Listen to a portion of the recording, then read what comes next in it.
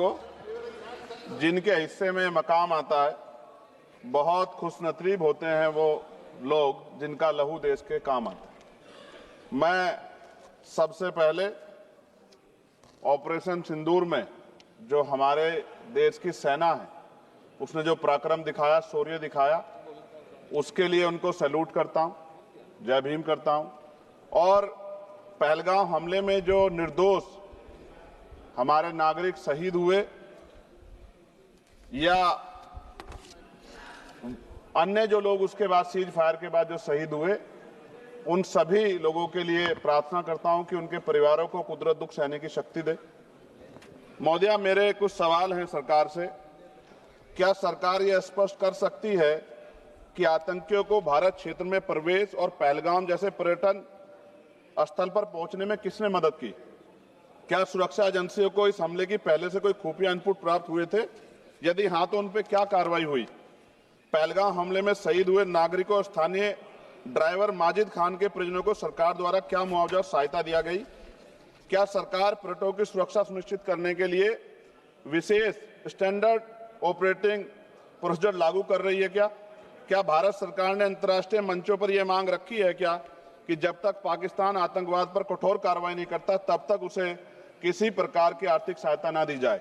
Operation सिंदूर के बाद जब पाकिस्तान ने जवाबी हमले किए और 21 भारतीय नागरिक शहीद हुए, यहां तक कि हमारे गुरुद्वारों को भी निशाना बनाया गया, तब सरकार ने सीज फायर की अनुमति क्यों दी? क्या यह भारत की कूटनीति कमजोर नहीं दर्शाता? सभापति महोदया, मुजफ्फरनगर में हमारे जिला सचिव हैं भाई कामिल, उनके परिवार के 2 बच्चे भी इस हमले में शहीद हुए थे। क्या सरकार ये मानती है कि टीआरएफ द्वारा इस हमले में खासतौर पर हिंदू पर्यटकों को निशाना बनाना भारत में सांप्रदायिक द्वेष को बढ़ावा देने का प्रयास था? यदि हां, तो इसे रोकने हेतु सरकार ने क्या रणनीति बनाई? सरकार उस मुस्लिम पोनी ऑपरेटर को क्या सम्मान देगी जिसने अपनी जान देकर तीर्थ यात्रियों की रक्षा की? क्या उसे शहीद घोषित किया जाएगा? पाकिस्तान को हाल ही में आईएमएफ द्वारा $2 अरब से अधिक की सहायता राशि दी गई है। क्या भारत ने औपचारिक रूप से आईएमएफ और अन्य वैश्विक संस्थाओं के समक्ष आपत्ति दर्ज कराई है? क्या सरकार ने जांचा है कि आईएमएफ या अन्य विदेशी मदद का कोई हिस्सा आतंकवादी गतिविधियों में उपयोग तो नहीं हो रहा है? क्या सरकार ये स्वीकार करती है कि पहलगाम हमले में खुफिया तंत्र पूरी तरह विफल रहा है? यदि हां, तो कौन जिम्मेदार है और उसके विरुद्ध क्या कार्रवाई होगी? क्या सरकार स्पष्ट कर सकती है इतने भारी सुरक्षा प्रबंधों के बावजूद टीआरएफ जैसे आतंकवादी संगठन के सदस्य भारत में प्रवेश कैसे कर जाते हैं? क्या सरकार ये बताएगी पहलगाम जैसे संवेदनशील क्षेत्र में सुरक्षा समीक्षा अंतिम बार कब की गई थी और उसमें क्या कमियां चिन्हित की गई थी? प्रधानमंत्री जी ने इस हमले के बाद पहलगाम का दौरा क्यों नहीं किया जबकि देश भर में भावनात्मक उबाल था? क्या सरकार ने शहीद हुए नागरिकों के परिजनों को आर्थिक मदद व स्थायी सहायता प्रदान की? यदि हां, तो उसका विवरण सदन में प्रस्तुत करें। महोदया, सरकार के लोग सेना के सम्मान की बात करते हैं। इस घटना के बाद सेना के जवान अमरनाथ यात्रा की ड्यूटी पर जा रहे थे, ऐसी रेल दी गई उनको जिसकी हालत बड़ी खराब थी। सेना के जवानों ने मना कर दिया कि हम इस रेल में नहीं बैठेंगे। 4 दिन बाद बदलनी पड़ी। और सरकार के नेताओं की भाषा देखिए, कर्नल सोफिया कुरैशी के बारे में किस तरह के शब्द यूज किए गए, इन पे भी हमें चिंता करनी चाहिए। देश की सेना के लिए मेरी मांग है महोदया कि सेना और अर्धसैनिक बलों के वेतन को टैक्स मुक्त किया जाए, बैटल ऑफ ऑनर से सम्मानित, क्योंकि ये इस समय ऐसा विषय चल रहा है कि देश की सेना पे हमें गौरव है, गर्व है, लेकिन जिस तरह से आतंकवादी गतिविधियां बढ़ी है, मेरी मांग है कि बैटल ऑफ ऑनर से सम्मानित चमार रेजिमेंट को बहाल किया जाए, Gurjar regiment, Mehtar regiment, Yadav regiment बनाई जाए, क्योंकि देश का जो किसान का मेरा उसके अंदर देश का जो गांव में रहने वाला जो व्यक्ति है उसके अंदर देश प्रेम का जज्बा बहुत जबरदस्त है। अगर इनको मौका मिलेगा तो शायद पाकिस्तान छोड़िए, चाइना की हिम्मत भी नहीं होगी कि हमारे देश की तरफ आंख उठा के देख ले। महोदया, बाबा साहब अंबेडकर कहते थे हम प्रथम और अंत्य भारतीय हैं। भारत की आन पे जब आंच आती है तो जिस तरह इस बार प्रदर्शन हुआ, एकजुट रहा देश, सारा विपक्ष हो पक्ष हो सब एकजुट रहे, ऐसे हमें एकजुट रहना चाहिए। अगर हम एकजुट रहेंगे तभी हम आतंकवादियों से लड़ पाएंगे। महोदया, 1965, 71, 1999 के युद्ध में किसी भी अरब देश ने पाकिस्तान का साथ नहीं दिया था, लेकिन आज एक भी अरब कंट्री हमारे फेवर में नहीं खड़ी। क्या हमें अपनी फॉरेन पॉलिसी पर नहीं सोचना चाहिए कि ऐसा क्या हो गया कि हमारी राजनीतिक जो भारतीय की लोकल राजनीति है, इसके चक्कर में क्या हमारी फॉरेन पॉलिसी या हमारे मित्रों को के मन में पीड़ा तो नहीं पहुंच रही है? पाकिस्तान ने कहा और आपने मान लिया, और आपने सीज फायर का आज रक्षा मंत्री जी को मैंने सुना, उन्होंने कहा भाई, उन्होंने कहा कि महाराज हाथ जोड़ते हैं, छोड़ो, उन्होंने कहा और आपने मान लिया। लेकिन फिर उसके बाद 10 तारीख को दोबारा से जो है ड्रोन उड़े और 15 लोग शहीद हुए, 43 लोग घायल हुए।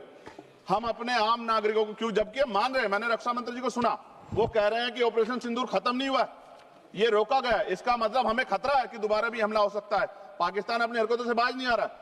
तो हम अपने आम नागरिकों को और सेना के जवानों के जीवन को खतरे में क्यों डाल रहे हैं भविष्य में? क्या हमें इसके पुख्ता और परमानेंट इंतजाम नहीं करने चाहिए? जैसे अगर सरकार को, मैंने कई बार सुना सरकार के लोग अखंड भारत की बात करते हैं, इससे अच्छा मौका आपको काम मिलता। पीओक्यू लेने के बाद हमारे उत्तर प्रदेश के मुख्यमंत्री बार बार कहते हैं कि चुनाव में कह रहे थे 6 महीने के बाद पीओक्यू इधर होगा, सरकार बन की, जनता ने तो मौका दे दिया, कहां है पीओक्यू? क्यों नहीं लेके आए इस बार आप लोग? तो पहली सीढ़ी तो इस बार ही चढ़ गए थे। जिस तरह से मीडिया ने माहौल बनाया था मोदिया, तो ऐसा लगा कि अगर देश की सेना ने जो हिम्मत जुटाई थी, सरकार मदद करती, तो माननीय नरेंद्र मोदी जी पाकिस्तान के भी प्राइम मिनिस्टर होते इस बार, इसी बार, और फाइनेंस मिनिस्टर बैठी है हमारी, ये पाकिस्तान की फाइनेंस मिनिस्टर होती। इस तरह के हालात बने हुए थे और ऐसा मौका चूकना ही नहीं चाहिए था।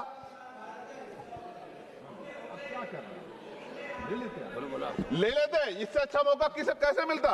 पूरा देश एकजुट था। मोदी, मैं खत्म करूंगा, पूरा देश एकजुट था, इससे अच्छा मौका कहां था? लेकिन अब अमेरिका में बैठ के कोई देश के फैसले कर ले तो देश की गरिमा पे, संप्रभुता पे बहुत बड़ा हमला है।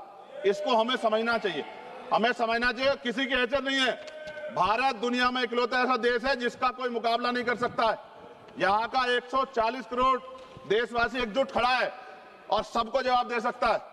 मोदी, आज खत्म करते हुए कहूंगा, अमरनाथ की यात्रा आ रही है अगस्त के फर्स्ट वीक में, चल भी रही है, नहीं चल रही। अनुराग भाई, आपको बोलने का मौका नहीं दिया, आप ये नाराजगी मेरे ऊपर मत उतारो, आप लड़ो ना उनसे, आप लड़ो चेयर से, मुझे काहे को करना। खत्म हो रही है अमरनाथ की यात्रा, खत्म होने वाले, सुरक्षा के पुख्ता इंतजाम होने चाहिए और दोबारा ऐसी कोई घटना ना हो। लेकिन अंत में महोदय मैं कहूंगा, आम लोगों की जान भी गई, क्या सरकार ने उन परिवारों को मुआवजा दिया है? क्या उनके जीवन का कोई मूल्य नहीं? जिन्होंने अपने परिवार खोए, जिन्होंने अपना घर का बेटा, पति, घर का कमाने वाला खो दिया, उनका भी तो अधिकार बैठता है। सरकार ने क्या मुआवजा दिया, इस बात की जानकारी भी सरकार को पटल पर रखनी चाहिए, सामने रखनी चाहिए। और अंत में मैं धन्यवाद दूंगा भारतीय सेना को और भारत के का जो प्यार है कि पाकिस्तान और आतंकवादियों के भरसक प्रयास था कि यहां सांप्रदायिकता का माहौल बन जाए, लेकिन देशवासियों ने समझदारी दिखाई। और कश्मीरियों को भी मैं बहुत धन्यवाद देता हूं कि उन्होंने कोशिश की कि किसी भी तरह से कश्मीर के ऊपर जो ये इतना बड़ा इल्जाम लगा है, ये इल्जाम में कश्मीरी शामिल ना हो और ऐसे आतंकवादियों पर सख्त कार्रवाई। पता लगा है कि महादेव, ऑपरेशन महादेव हुआ है और यही पता लगा कि वो तीनों आतंकवादी मारे गए हैं। लेकिन मैंने अखबार में ये भी पढ़ा था कि वो जो मुख्य आरोपी था कुछ दिन पहले पाकिस्तान में था। कोई पिकनिक चल रही है कि उधर भी चले जाते, इधर भी आ जाते? क्या है बॉर्डर पे ऐसा? ये बताना चाहिए ना देश को। मैं आपका धन्यवाद करूंगा और भारत की महान सेना को मैं बधाई देता हूं, उनके लिए मंगल कामना करता हूं। जय भीम, जय भारत। महोदय धन्यवाद।